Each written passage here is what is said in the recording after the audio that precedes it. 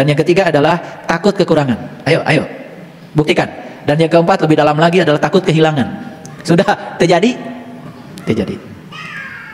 Gimana caranya? Cara melatihnya sederhana. Supaya mendapatkan kelapangan tadi itu gak cukup sebetulnya. Gak cukup ayat tadi cuman alam nashrah laka sadrak. Bukankah kami telah memberikan kelapangan padamu? Ayat itu tidak akan cukup. Ngajinya setiap malam Jumat, Yasinan gak berhenti. Pagi-pagi Quran surat Al-Kahfi. Menjelang sore bacanya Quran surat Al-Waqi'ah. Tapi tengah arti. Hidupnya kayak apa? Sempit pikirannya. Sampai duit pun ditaruh di bawah bantal. Takut dicuri, takut ditipu. Ya udah, ntar dicuri beneran, ditipu beneran. Semua yang dia kumpulkan hanya habis untuk ditinggalkan. Betul?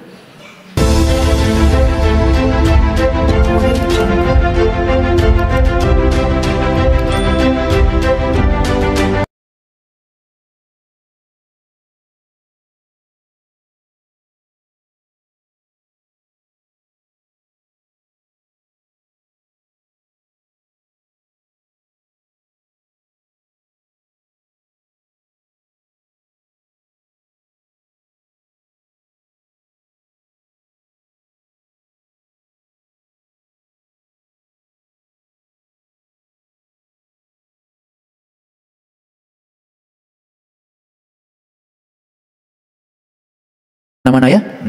Baca Quran satu huruf dapat pahala. Udah gitu gak ngerti lagi yang dibaca. Pahala itu bukan nanti di akhirat. Kalau kalian baca Quran hari ini ngerti yang dibaca, pahalanya sekarang diberikan. Apa? Pengertian yang kalian dapat dari yang kalian baca. Itu pahala. Pahala itu ganjaran, dan ganjaran itu tidak pernah ditunda. Coba baca Bismillahirrahmanirrahim. Artinya atas nama Allah yang Maha Pengasih dan Maha Penyayang. Oh, setiap aku datang ke semesta ini diutus oleh Allah. Setiap aku diutus ke semesta, berarti aku harus menjadi kepanjangan tangan Allah. Tugasku di semesta adalah menyampaikan cinta kasih Allah kepada mereka yang butuh pertolongan. Itulah tugasku di semesta. Bacanya cuma Bismillahirrahmanirrahim, gak dilanjutkan, gak 30 juz, tidak one day one juz, satu saja yang dibaca, tapi menjelma dalam diri. Aku adalah kepanjangan tangan Allah. Aku datang ke dunia untuk menolong orang-orang yang butuh pertolonganku. Cuma Bismillah yang dia baca. Karena dia sadar dengan kalimat Bismillah atas nama Allah, kemana-mana menyampaikan cinta kasih Allah. Bagus gak orang kayak gitu? Bagus gak? Coba bandingkan dengan orang yang baca one day one juz, Bismillahirrahmanirrahim aja gak ngerti. Lalu dia berhayal dapat pahala di akhirat. Boro-boro di akhirat, sekarang aja dia gak dapat apa-apa. Betul gak? Iya. Bagaimana Anda bisa menolong orang kalau Anda tidak kuat? Bagaimana Anda bisa membantu orang kalau Anda lemah? Bagaimana Anda bisa mencahayakan orang kalau Anda kegelapan? Bagaimana Anda bisa membangunkan orang kalau Anda masih tidur? Bagaimana Anda bisa mengingatkan orang yang lupa kalau Anda pun masih mabuk? Bagaimana Anda bisa mengantarkan orang lain untuk berani kalau Anda pun masih penakut? Takut menghadapi kehidupan, takut menghadapi kematian, karena Anda tidak tahu jati diri Anda yang sebenarnya. Hidup macam apa yang seperti itu? Hanya menunggu waktu untuk mati, tidak ada artinya. Itulah kita pentingnya mengalami hari kelahiran yang kedua, hari kebangkitan. Hari kebangkitan itu bukan nanti setelah kiamat. Hari kebangkitan itu sekarang, di sini, saat ini, sekarang. Ayo bangkit. Bangkit dari ketidaksadaran, jadilah orang-orang yang sadar. Satu jalan udah saya buka. Coba, satu jalan ini kalau kita terapkan dalam hidup, luar biasa. Apa jalan pertama ini? Biasanya kita mempertahankan yang kita miliki. Mulai sekarang, bagikan yang kita miliki. Lihat jalan baru ini ketika dijalani. Lihat jalan baru ini ketika dijalani, apa yang terjadi. Ini jalan yang sangat dahsyat. Itu cocok dengan ayat yang tadi. Alam nashrah laka sadraka. Bukankah kami telah melapangkan kesadaranmu? Nih, saya buka kesadarannya. Sekarang saya tanya, tahu kalau Allah Maha Kaya? Tahu? Tahu kalau Allah kekayaannya tanpa batas? Tahu? Allah yang Maha Kaya tahu nggak kalau Dia bersama kita? Tahu? Allah yang Maha Kaya tidak pernah meninggalkan kita? Tahu? Tahu? Tetapi saat kita mau berbagi, ada perasaan dalam diri kita, kalau saya bagikan gimana? Nanti saya kekurangan dong. Kalau saya bagikan gimana? Nggak cukup dong buat saya. Berlawanan? Berlawanan? Jadi keyakinan yang semacam itu Yang ada di mulut kita mengatakan tadi, saya tahu Allah Maha Kaya, saya tahu Allah yang Maha Kaya bersama saya tahu Allah Maha Kaya meliputi saya. Tetapi giliran berbuat berbeda dengan keyakinan. Sebenarnya kalian itu tidak berkeyakinan apa-apa. Itu keyakinan yang bohong, gak ada artinya. Kenapa bilang Allah Maha Kaya, tetapi kekayaan Allah dibatasi oleh pikiran kita? Betul? Makanya betul kata Sujiwo Tejo, menghina Tuhan itu gak usah menginjak-injak kitab sucinya. Ragu saja akan hari esok, Anda sudah menghina Tuhan. Jadi buat apa kalian baca Asmaul Husna yang 99 itu setiap pengajian? Buat apa? Makanya di pengajian ini gak ada baca Asmaul Husna 99. Gak ada. Gak ada. Buat apa dibaca? Amalkan saja. Ar-Rahman, Ar-Rahim, Al-Malik, Al-Qudus, As-Salam, Al-Mun. Praktekkan dalam hidup. Itu benar tuh Asmaul Husna. Buat apa dihafal 99? Tidak ada tes kok di akhirat hafalan Asmaul Husna. As-Sobur buat apa dihafalkan? Praktekkan jadi orang sabar. Al-Wasi buat apa dihafal? Praktekkan jadi orang yang luas. Al-Latif praktekkan jadilah orang yang lembut. Buat apa baca Al-Latif setiap saat tapi masih keras kepala, masih kasar kata-katanya pada orang lain? Buat apa? Baru satu ayat yang pertama.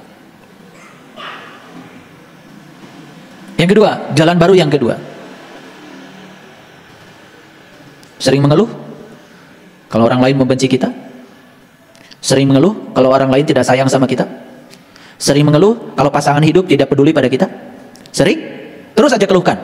Terus aja keluhkan. Dagangkan semuanya. Semua yang kalian keluhkan akan datang bertubi-tubi. Kenapa? Karena kalian memaksakan cinta. Memaksa orang lain untuk mencintai kamu. Kenapa tidak dirubah jalan baru? Mulai sekarang, aku berhenti memaksakan cinta orang lain kepadaku. Tapi aku akan mulai mengungkapkan cintaku pada setiap orang. Lihat orang-orang yang ingin diberi aja hidupnya. Lihat yang tangannya di bawah. Nggak pernah naik ekonominya, gitu-gitu aja. Dan lihat orang-orang yang tangannya di atas. Bukan sekedar bahagia dan mulia. Rezekinya tanpa batas. Lihat orang-orang yang tidak memantaskan dirinya. Dia cuma memantaskan dirinya sebagai orang yang ingin diberi. Tiap tahun selalu ingin diberi. Tapi lihat orang-orang yang memantaskan dirinya sebagai orang yang memberi. Lihat. Rezekinya luar biasa. Kehidupannya luar biasa. Kalau hanya untuk beli beras 1 kilo aja sudah sulit, ya sudah.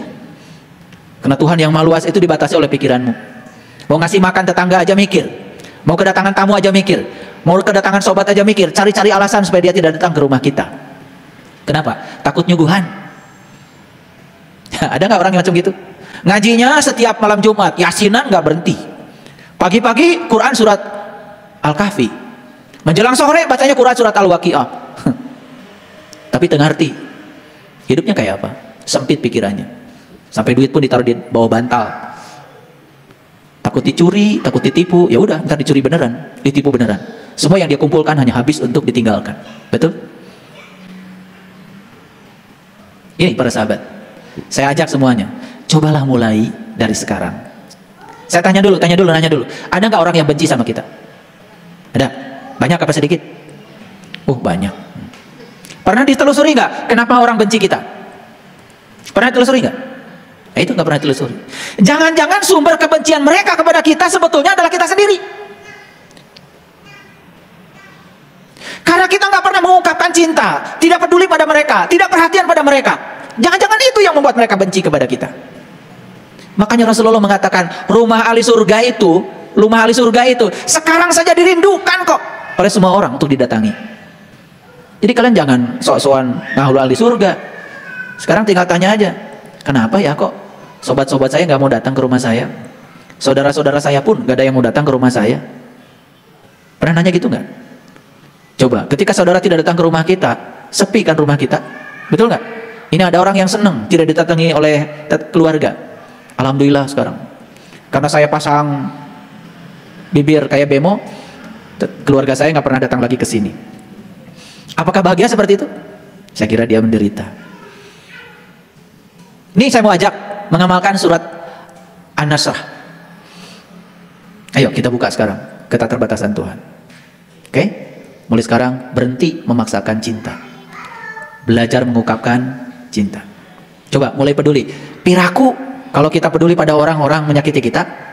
Piraku kalau kita peduli pada orang-orang nyakitin kita. Nggak mungkin deh. Hadiah cinta itu cuma satu. Cinta itu sendiri. Alam itu tidak pernah salah ya, tidak pernah, tidak mungkin ya cinta dibalas dengan kebencian itu sedikit. Kasusnya sangat sedikit. Cinta selalu dibalas dengan cinta. Sekalipun dibalas dengan kebencian, sebenarnya itu cinta juga. Iya, karena lewat kebencian kita dididik untuk menjadi lebih mencintai, bukan? Karena kalau kita mencintai orang yang cinta kepada kita, cinta kita nggak naik. Tetapi kita dituntut untuk mencintai orang yang benci kepada kita, cinta kita jadi naik kelas. Sebenarnya cinta juga kebencian itu, kalau bisa mengolahnya. Makanya energi di semesta ini tidak ada negatif, tidak ada positif. Semua energi itu sebenarnya netral, tergantung kita menggunakannya. Nah, ini harus belajar lagi nih, belajar lagi, ya. Makanya kalau belajar agama cuman belajar baca aja, udah habis umur tuh, ya. Ada yang mengeluh kepada saya, ini besok ya, mau diajak datang ke rumah. Dia punya orang tua, rajin sekali ibadah. Baca Quran tidak pernah berhenti, tapi tengarti yang dibaca. Begitu menjelang tua, dia pikun.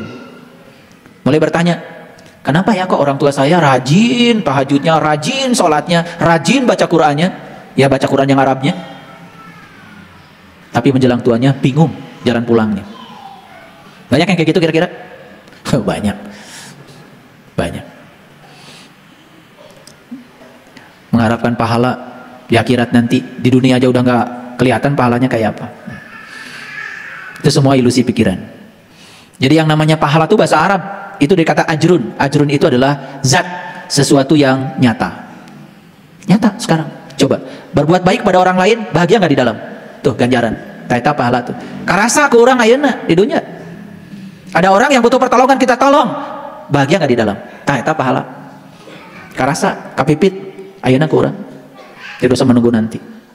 Ada orang minta pertolongan, kemudian kita caci maki. Ada nggak ganjaran dari dalam? Ada. Rasa menyesal, betul nggak? Ya, rasa menyesal, rasa berdosa, pahala bukan itu? Pahala juga itu, pahala keburukan. Ya, makanya belajar agama itu coba mulai yang nyata deh, jangan yang hayalan terus. Ya, masa nggak capek belajar yang menghayal? Baik, kita teruskan dulu. Jadi jalan yang pertama apa? Berhenti mempertahankan yang dimiliki. Coba mulai berbagi. Latihan dulu dikit-dikit, nggak usah tiba-tiba jadi dermawan beneran. Ya udahlah, jadi dermawan yang kecil-kecilan dulu. Dan itu harus dilatih.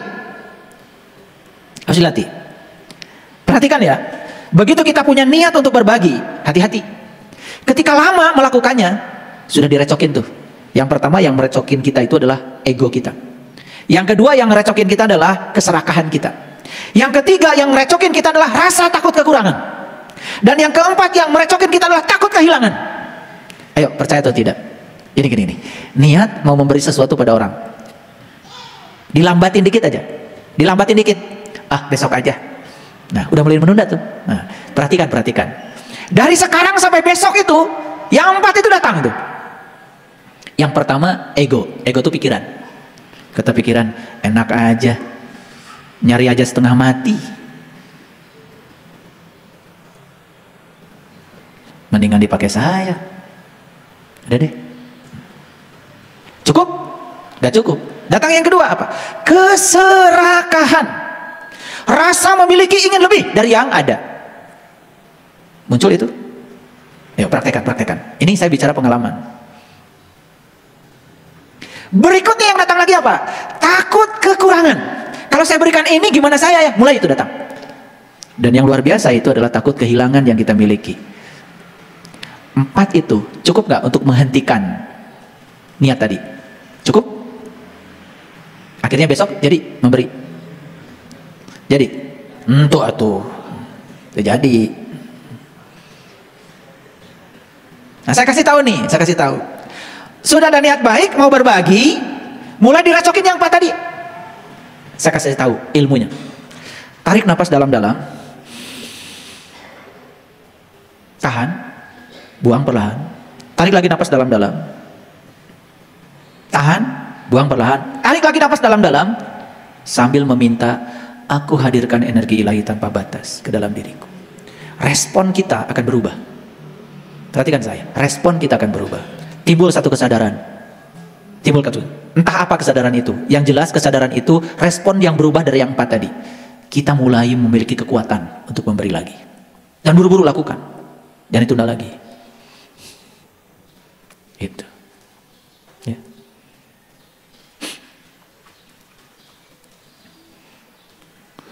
Udah niat mau ngasih 400, diutil 50. Kagok atuh, diutil lagi 50. Untung nama 50. Itu karena yang 4 mulai ngerecokin itu. Sok, kalau nggak percaya sama saya, benar nggak yang 4 tuh datang? Satu apa? Ego. Ego itu diri palsu. Si pikiran mulai terjebak benar salah. Pikiran mulai sibuk dengan baik buruk.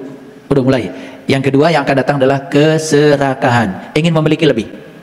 Dan yang ketiga adalah takut kekurangan. Ayo, buktikan. Dan yang keempat lebih dalam lagi adalah takut kehilangan. Sudah terjadi? Terjadi. Gimana caranya? Cara melatihnya sederhana. Supaya mendapatkan kelapangan tadi itu gak cukup sebetulnya. Gak cukup ayat tadi cuman alam nashrah laka sadrak. Bukankah kami telah berikan kelapangan padamu? Ayat itu tidak akan cukup. Tidak akan cukup menyadarkan kalian kalau saya nggak buka rahasianya.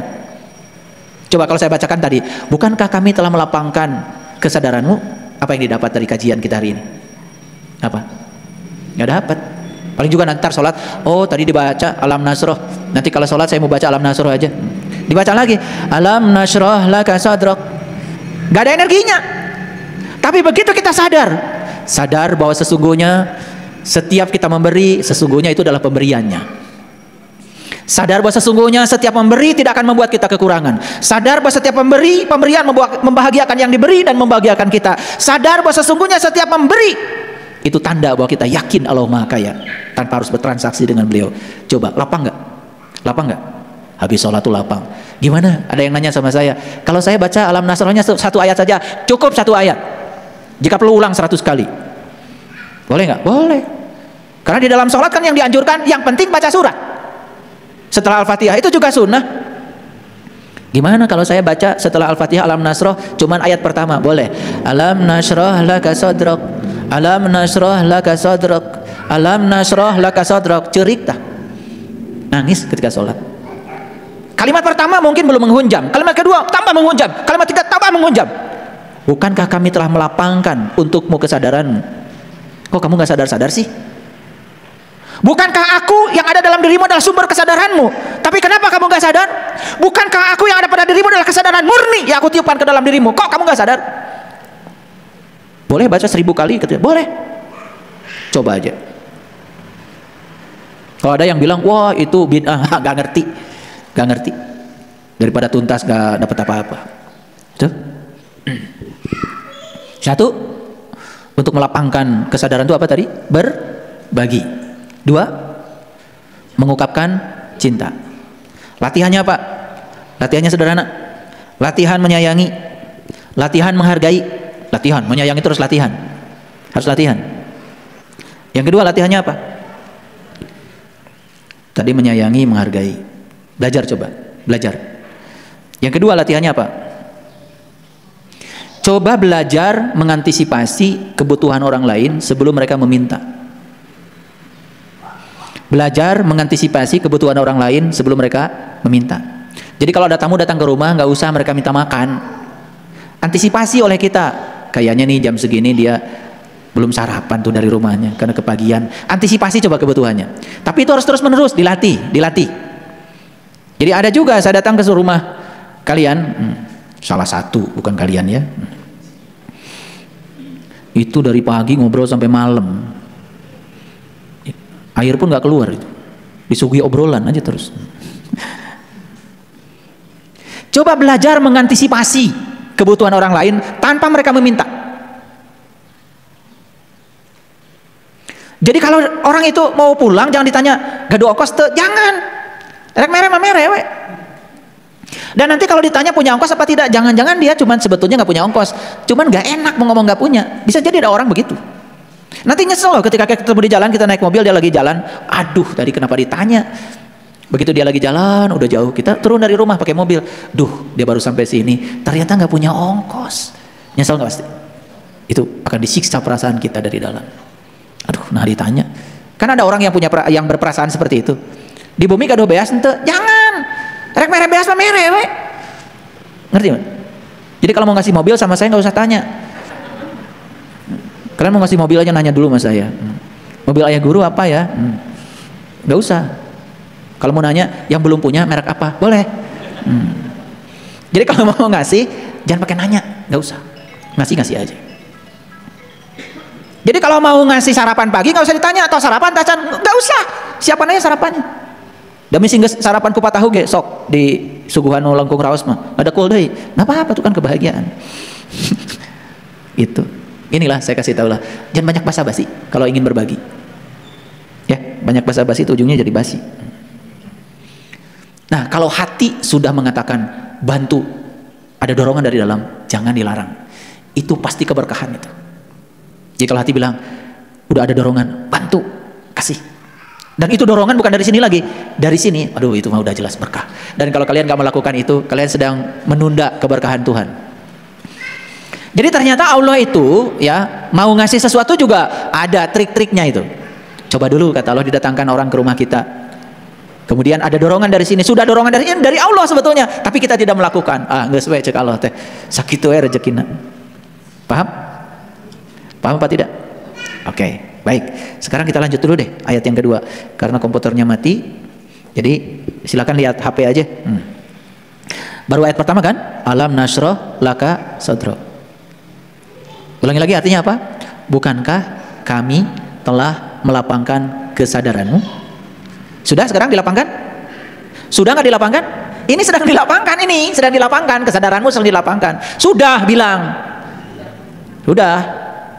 Jadi keluar dari sini, tolong kelapangan dada ini jangan disempitkan lagi. Karena sekarang sudah dilapangkan.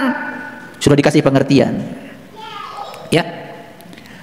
Tadi pagi saya nulis satu artikel, udah baca belum di WA Group? Ya. Tentang menyerahkan apa yang ada. Sebenarnya intinya apa?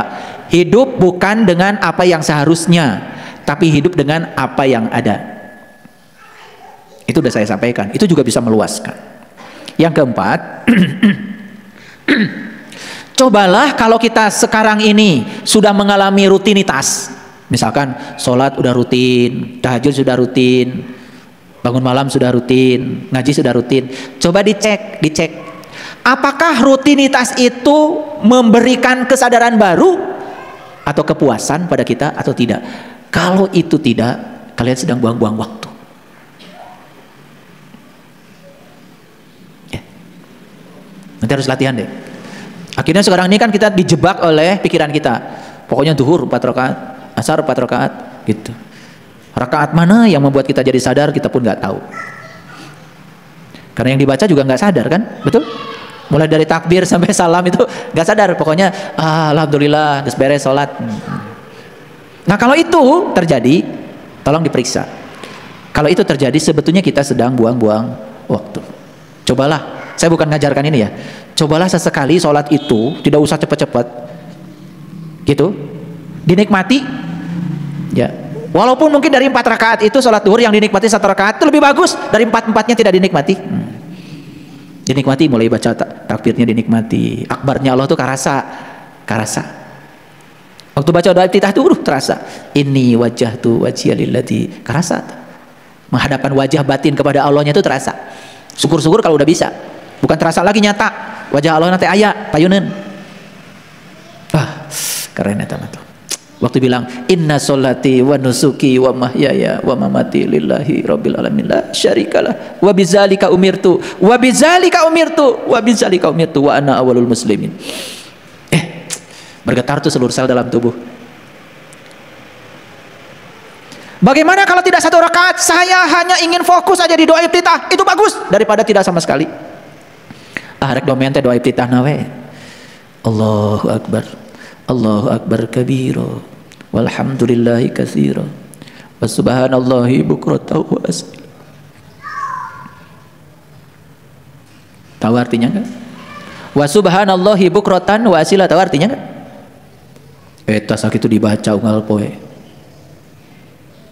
Dan aku akan sucikan engkau ya Allah pagi dan petang.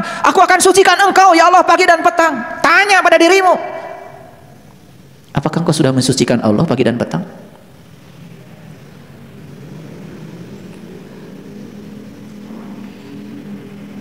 Gimana cara menyucikan Allah? Sudah tahu caranya? Allah itu nggak perlu disucikan, dia udah maha suci. Yang perlu disucikan itu adalah dirimu, jiwa-jiwa yang ada dalam dirimu. Gimana cara menyucikannya? Tenggelamkan jiwamu itu yang namanya nur insan itu pada Nurullah dan Nur Muhammad. Makanya harus tahu cara meniti ke dalam diri, minimal pagi dan petang. Jadi tidak mungkin piring bisa disucikan kalau tidak ditenggelamkan dalam air. Mual bersih, lamun tadi kucuburkan kanu cai mah. Jiwa kita tidak akan bersih kalau tidak ditenggelamkan dalam lautan cahaya. Sudah bisa belum? Ya, yang sudah bisa teruskan. Yang belum bisa buru-buru diajar. Makanya waktu bilang wa subhanallahi bukratan wa asila, bisa nangis. Apa yang sudah kita lakukan pagi, apa kita sudah lakukan petang, ketika dia menampakkan diri bertajalli di puncak kesadaran kita, masih teringat. Itu baru sampai situ aja udah nangis. Baru Allahu Akbar kabira walhamdulillahi katsira wa subhanallahi bukratan wa asila. Aduh, itu aja udah berat. Apalagi kalimat berikutnya, inni wajhtu wajhiya lilladzi fataras samawati wal ardh hanifa wa ma ana minal musyrikin. Aduh, itu pengakuan yang luar biasa. Sesungguhnya aku bukan orang-orang yang musyrik lagi ya Allah. Aku tidak menduakan engkau lagi ya Allah. Malu ya habis sholat.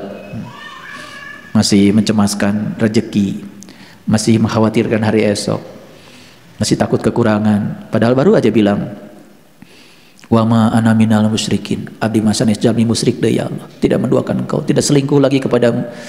Hanya engkau tujuanku ya Allah. Hanya engkau, aku yakin kehadiranmu sudah cukup bagiku. Tapi masih ragu-ragu. Kacau salatnya kayak gitu. Tambah lagi, lebih kacau lagi. Bilangnya inna sholati wa nusuki wa mahyaya wa mamati lillahi rabbil alamin la syarikalah. Wa bidzalika umirtu. Kenceng banget. Aku siap menerima apapun perintahmu ya Allah.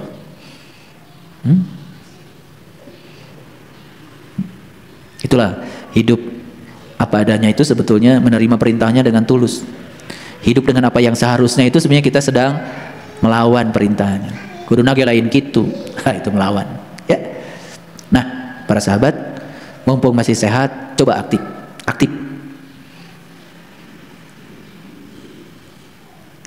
Karena nanti begitu kita sudah tidak seperti sekarang lagi, kepasipan itu akan membuat kita semakin cepat untuk menua. Makanya saya sering mengatakan mumpung masih ada waktu, Karena Nabi Muhammad mengajarkan jagalah mudamu sebelum datang masa tuamu, kan gitu. Jadi artinya bukan terus harus muda, bukan, tetapi maksudnya ya jagalah mudamu sebelum datang masa tuamu itu, mumpung masih bisa melakukan sesuatu, lakukanlah sekarang. Mumpung masih diberi kesempatan untuk bisa nembah jati pagi petang, lakukanlah sekarang. Mumpung masih ada waktu, mumpung masih sehat, kan jagalah sehatmu sebelum datang masa sakitmu, jagalah masa kuatmu sebelum datang masa lemahmu, jagalah hidupmu sebelum datang masa matimu. Keren banget itu pepatah Rasul itu. Sebetulnya beliau ingin memberikan satu pesan yang sangat tajam ya kepada kita untuk memanfaatkan kehidupan. Selanjutnya, ingat, potensi kita itu tanpa batas. Catat itu. Potensi diri kita itu tanpa batas. Semua batasan-batasan berasal dari diri palsu kita. Sekarang saya katakan potensi kita itu tanpa batas. Jangan dibatasi.